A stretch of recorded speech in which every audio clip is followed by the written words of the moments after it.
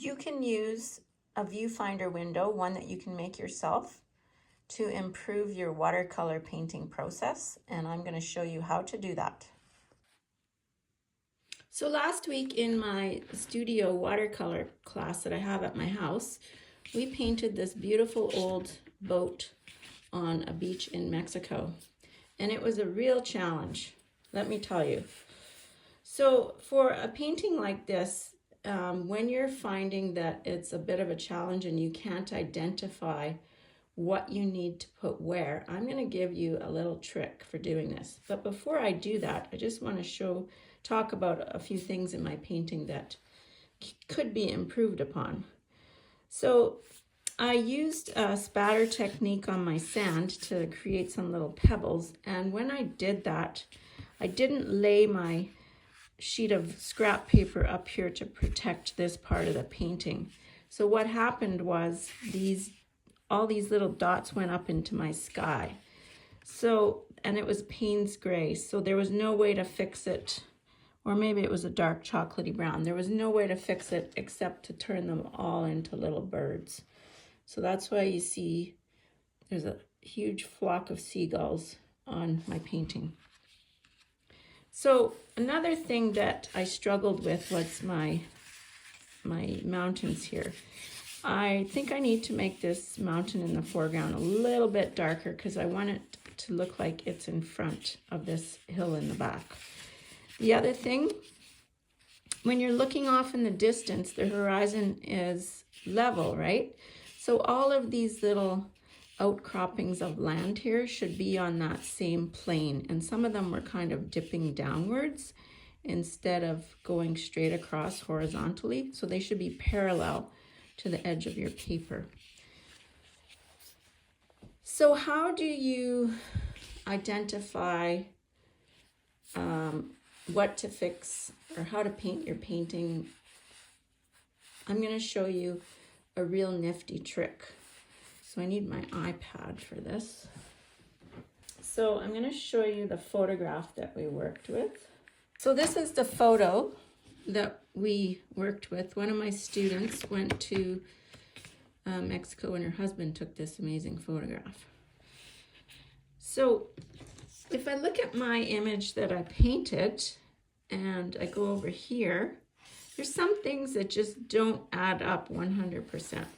Not that they have to, but there are some basic things that you don't want to overlook. And sometimes this little viewfinder window is going to help you with that.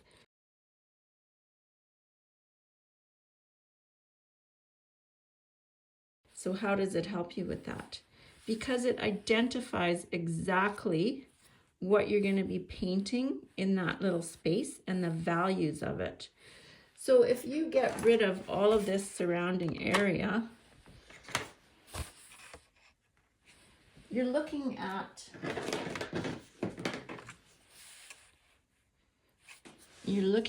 just one area. And you don't really even know, it's not really evident what this is it? And that's how you can really zero in on your painting process to get the tonal values right and the shadows and everything else that's going on in there. So if I was to look at this and ask myself, okay, did I capture the light? Not quite. So the light on here is quite a bit more intense, or the light on here is quite a bit more intense than the light here. So I lost a little bit of my light with my paint. And also too, another thing that I noticed was if I move this over to this little piece here, I maybe got my line down here, my dark line, a little bit too thick. It could have been a little bit narrower. But I also maybe didn't even get this dark enough, because look at how dark this is. If you look at just that one area, the contrast between the boat and the shadow underneath is quite significant. Did I capture that on here? Maybe not as well as I could have. Okay, so that's one way that you can use these little see-through windows to identify what you have to put in, the values and all that stuff, because every time you do this, it doesn't look like you're looking at a boat. You're just looking at something that you're going to try and paint. So this is probably about maybe 2 inches by 2 inches, and it's just a little piece of cardstock. It's a viewfinder window, and this is going to help you with your watercolor painting. One of the things we also struggled with in this painting was trying to maintain this white line around the edge of the boat there, because the sun was so significant.